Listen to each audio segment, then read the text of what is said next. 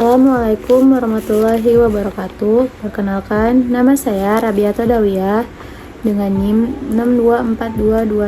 6242210015 dari Fakultas Ilmu Keolahragaan jurusan Ilmu Keolahragaan Universitas Negeri Medan angkatan 2024. Pada kesempatan kali ini saya ingin menjelaskan mengenai metabolisme protein pada mata kuliah biokimia olahraga.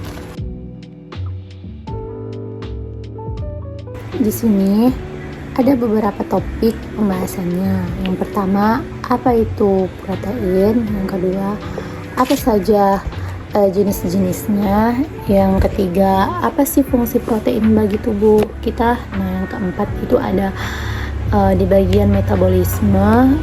Saya akan menjelaskan pengertian. Terus ada faktor-faktor yang mempengaruhi metabolisme. Terus ada bagaimana proses metabolisme protein dan pembahasannya sampai terakhir mengenai fungsi metabolisme protein dan akan ditutup dengan kesimpulan.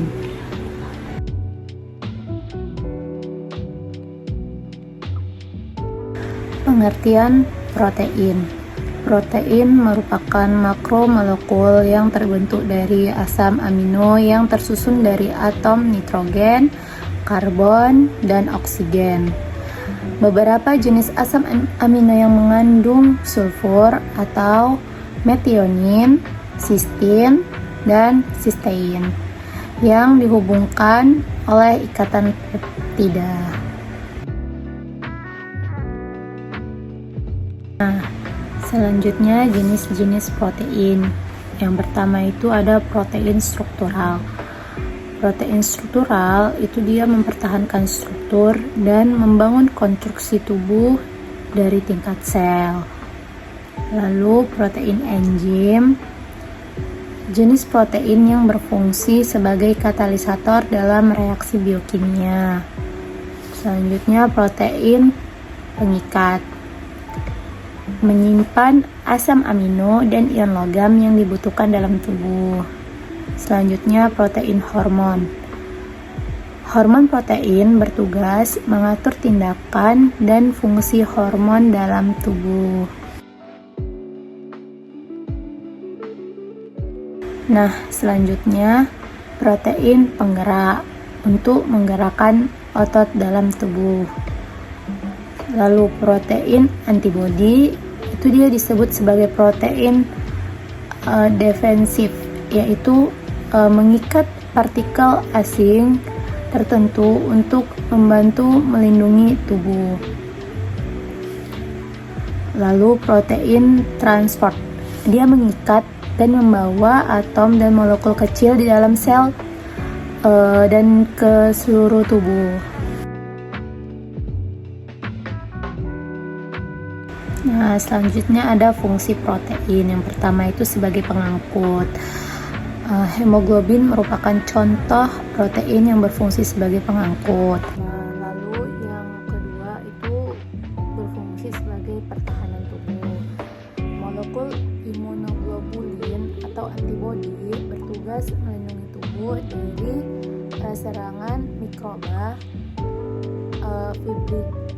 fibrinogen, trombin sebagai pertahanan agar darah tidak banyak terbuang dari tubuh saat mengalami luka. Protein juga berfungsi sebagai reseptor. Protein yang terdapat di permukaan sel mampu menerima pesan dari protein lain seperti hormon.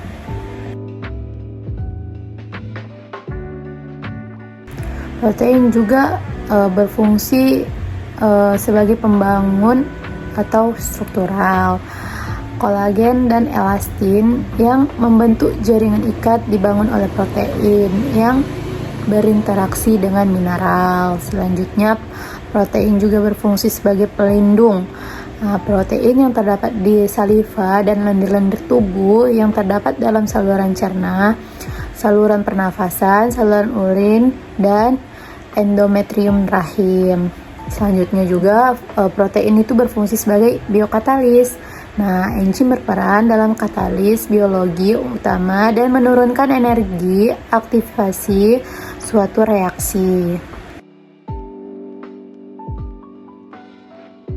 metabolisme protein. Metabolisme protein merupakan kimia dan fisik yang mencakup pada perubahan atau anabolisme protein menjadi asam amino dan penguraian atau katabolisme asam amino pada protein.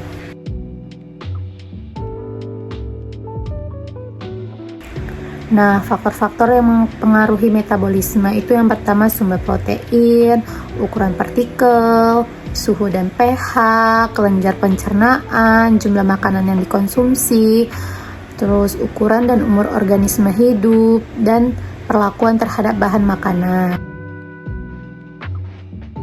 Selanjutnya proses metabolisme protein, yaitu pertama, makanan yang kita makan akan masuk ke dalam mulut, lalu mengalami proses pencernaan kimiawi dengan enzim dan mekanik dengan dikunyah. Lalu setelah itu makanan melewati kerongkongan dan akan dibawa ke lambung. Di dalam lambung yang mengandung asam klorida dan pepsin. Di dalam lambung ini, makanan pH-nya diubah menjadi 1,5 sampai 3,5. Setelah penurunan pH, enzim pepsin akan memecah molekul protein yang besar menjadi rantai polipeptida atau asam amino pembentuknya. Dari lambung, protein atau makanan ini akan masuk ke dalam usus kecil yang memiliki hormon pencernaan sekreatin. Lalu sekreatin dan CCK mendorong pankreas mengsekresikan natrium biokarbonat untuk menetralkan sifat asam makanan dari lambung. Karena sifat asam ini dapat merusak usus halus loh. Nah, karena sifat asam ini dapat merusak usus halus atau usus kecil, disebut dengan proteolisis. Proteolisis dimulai saat makanan masuk ke usus kecil dan menyentuh enterokinase yang menempel di dinding usus. Kerja enterokinase ini seperti alarm yang membangunkan para enzim. Enterokinase membangunkan enzim tripsin yang tertidur dan mengaktifkannya, lalu enzim tripsin ini ikut membangunkan teman lainnya yaitu enzim komotripsin. Nah, setelah aktif, pemecahan protein kembali berlangsung oleh enzim kemotripsin, tripsin, erepsin, dan peptidase yang bertugas memecah molekul kompleks protein menjadi asam amino. Setelah proses metabolisme selesai, asam amino akan dikirim ke hati melalui aliran darah untuk digunakan dalam metabolisme karbohidrat. Selanjutnya, fungsi metabolisme protein. Yang pertama, membentuk dan mendegradasi biomolekul, yaitu membentuk dan menggradasi biomolekul yang diperlukan di dalam fungsi khusus sel. Yang kedua, memperoleh energi kimia berasal dari degradasi sari makanan. Nah, yang ketiga, mengubah molekul nutrien menjadi prekursor unit pembangun makromolekul nutrien menjadi prekursor unit pembangun makromolekul sel. Yang keempat itu menggabungkan unit-unit pembangun, yaitu seperti pembangun protein, asam nukleat, lipid, polisakarida, dan komponen sel lainnya.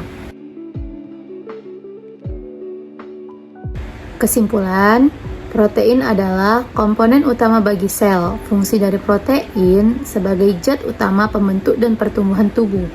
Proses metabolisme protein dimulai dari proses pencernaan di mulut sampai usus halus dan dilanjutkan dengan proses metabolisme asam amino. Protein diabsorpsi di usus halus dalam bentuk asam amino dan masuk ke dalam darah, lalu disebarkan ke seluruh tubuh dengan bantuan enzim.